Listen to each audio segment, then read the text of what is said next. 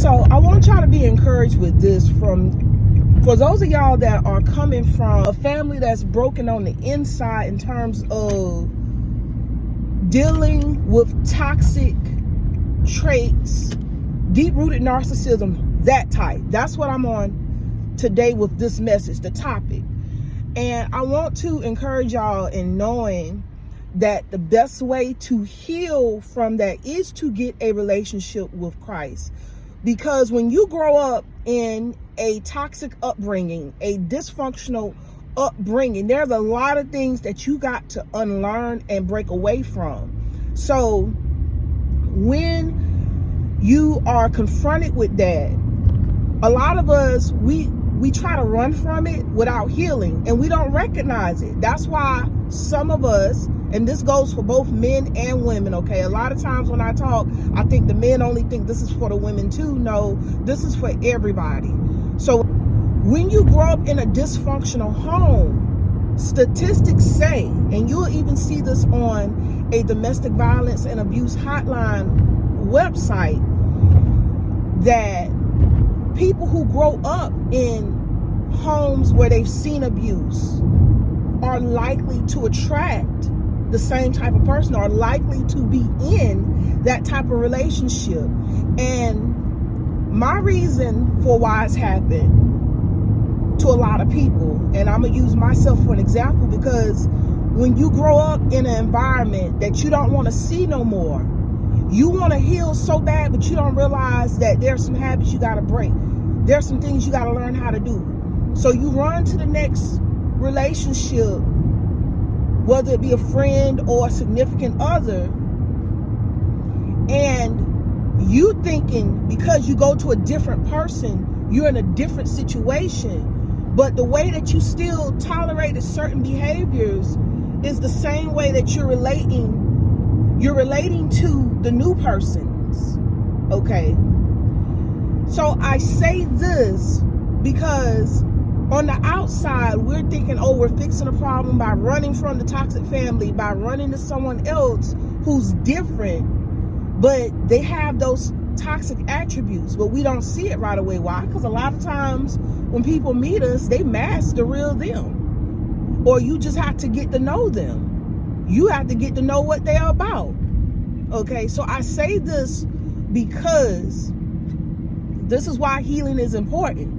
If you're going to break away from this cycle of accepting disrespect from your family and new people that come into your life or attempt to come into your life, you got to develop the mind of Christ. You got to have a relationship with Christ, because when you look at the whole nature of growing in Christ, you're going to learn not to be partial.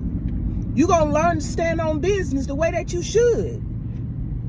Yes, those are facts. You're going to learn to stand on business, because when you grow up in a narcissistic family, there's so much bias. There's so much favoritism. There's so much unfairness. And it's to the point people do dumb stuff.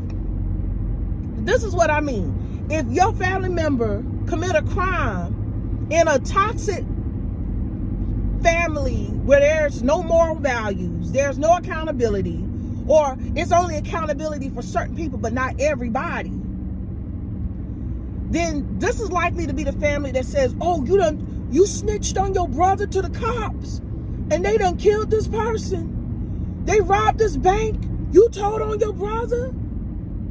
Oh, well, let me hide. Let me hide, boo-boo. Let me hide. Let me hide them. No. And that's why certain things don't ever get better in the family, because there are some people that hold on to those toxic traits. They're holding on to immorality. But when you start walking upright in Christ, you're not gonna hide boo-boo. You're not gonna hide the homie that done committed a crime. No, I ain't got time for that. And that's the mentality you gonna have. You gonna have the mentality, no, I ain't got time for that. He right there, she right there. They right there. No, I'm not taking one for the homie. well, they in trouble. They in trouble because of what they did. They ain't got nothing to do with me. I'm trying to get mine. I ain't losing my livelihood for somebody that does something stupid. And that's the mentality that we got to have. If I love my life to build what I have, I'm not going to lose all of mine in one moment because somebody else made a bad decision. That ain't selfish. That's wisdom and discernment.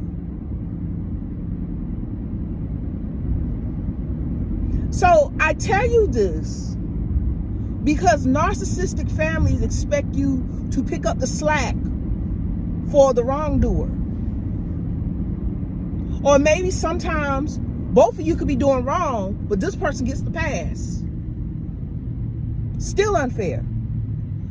So I say this because it's time for us to realize that the expectations that we've been taught to be faithful to the toxic family, no. To be faithful to the family that you know, no. Be faithful to God. Your service to them is to pray for them. Now, whether they receive God or surrender to Him, that's between them and God. But your due is to get your relationship right with Him, because right is right and wrong is wrong.